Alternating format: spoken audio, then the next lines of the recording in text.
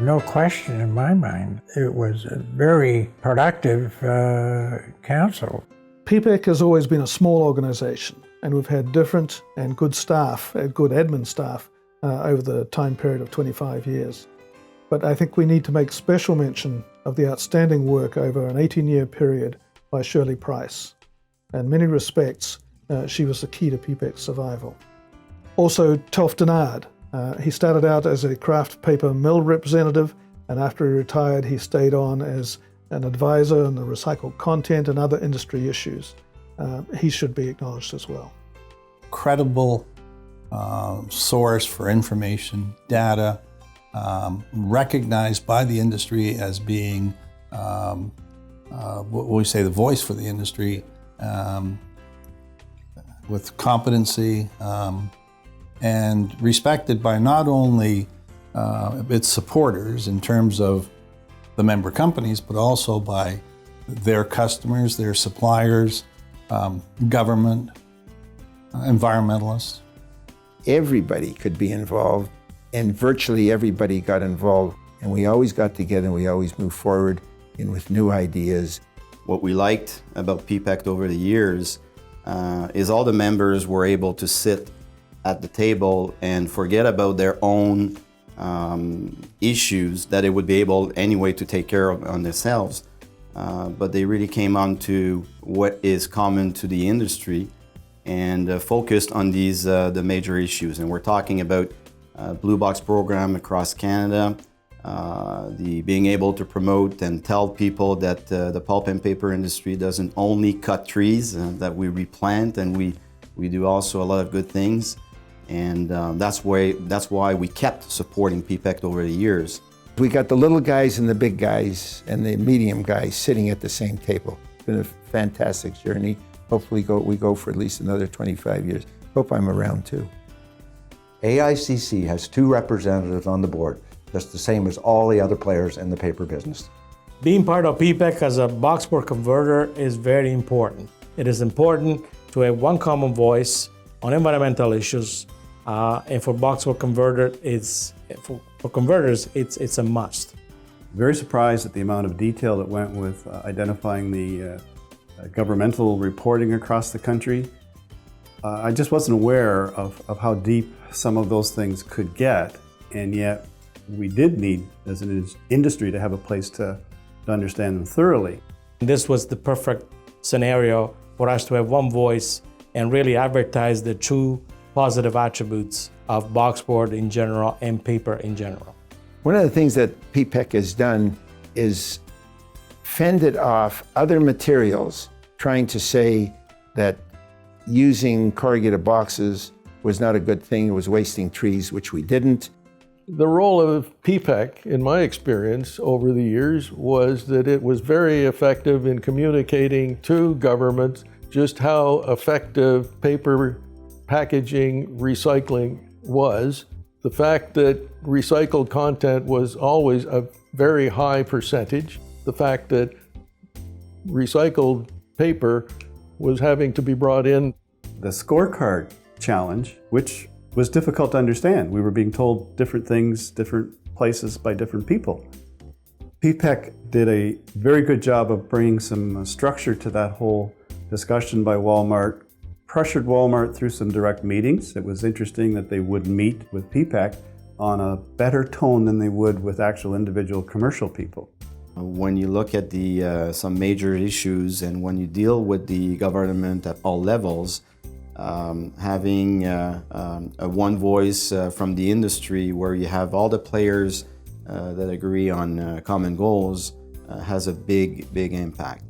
It is PPEC that has gone into bat for us on extended producer responsibility, or EPR issues. It is PPEC that has fought for fair treatment for paper packaging and fees being charged against our materials. It is PPEC that promotes our environmental performance in our industry. No one else is doing that. So it is even more important that PPEC's voice be heard. We need PPEC and we need your support. When levies are to the tune of $81 a ton for the paper industry, it's an important part of end users and brand owners' budgets to make sure that that levy is not falsely calculated, and PPEC plays a major role in making sure that those levies are applied fairly. For U.S. companies that want to work in the environment or work in Canada or do business in Canada, instead of spending years and years of time to develop the expertise and the knowledge of what are different rules and what also are the different way of doing business here in Canada, they should benefit from the expertise that PPEC already have. We're a low-cost organization. The dues are next to nothing, in my opinion, and we keep everybody honest in government, in our industry, and even in our customers. Without PPEC, I think we get lost in the shuffle with government, with the municipalities, period. The advantage of having somebody there that's representing the paper packaging industry, there are so many changes going on right now in the environmental field. You need somebody who understands it first, understands the legislation and the process. The nuances of these things are really important in how they affect industry. Somebody that's on that file and can get them and let them know what's going on ahead of time and let them know what those key factors are for them to be aware of and take back to their companies, and then to be the voice and represent them in an educated, well-informed fashion. There's nobody else around that I see doing that for the paper packaging industry. You are either at the table or you could be on the menu. It's very important for PPEC to be there to continue its role. Sometimes you feel like a voice in the wilderness. PPEC is a small organization, but very important. Reading the trade journals and the articles that are being produced by PPEC are very important, again, to separate the truth from fiction.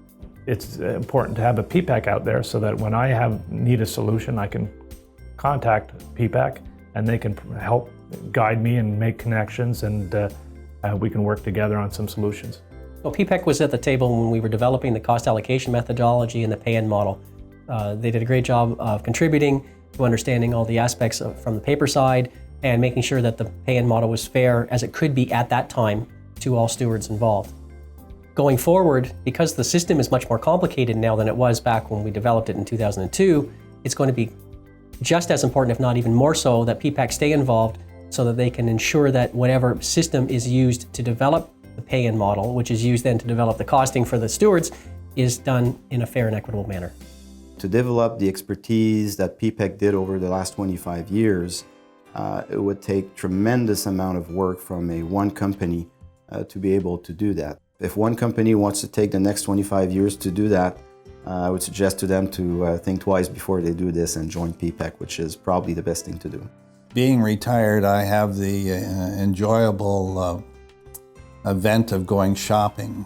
However, when I look at the amount of waste that's generated in my own community, because now I'm also the disposal expert in our home and in the community, I watch what others are doing.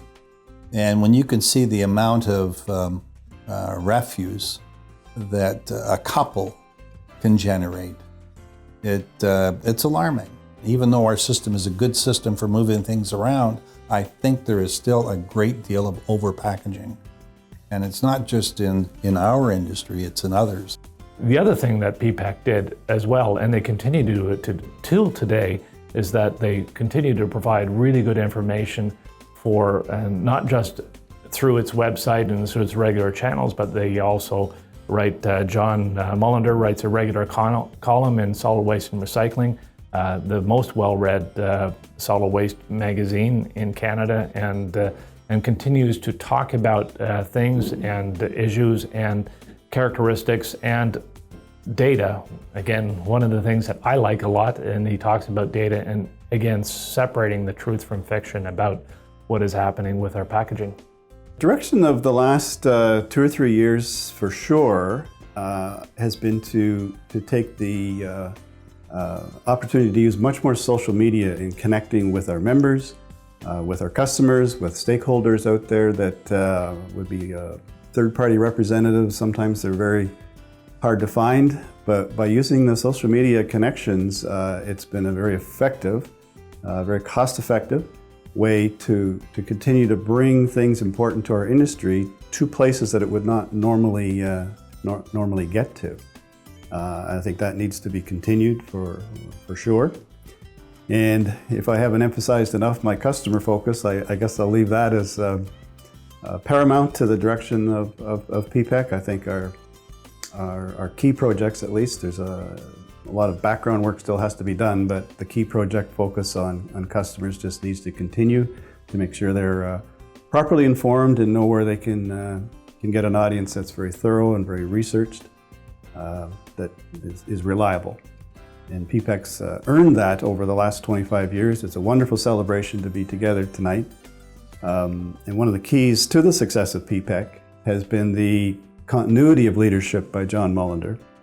And his reliability, his professionalism in working with our industry and in preparing things for us has just been paramount. It's been handled professionally on every level, and we appreciate it very much.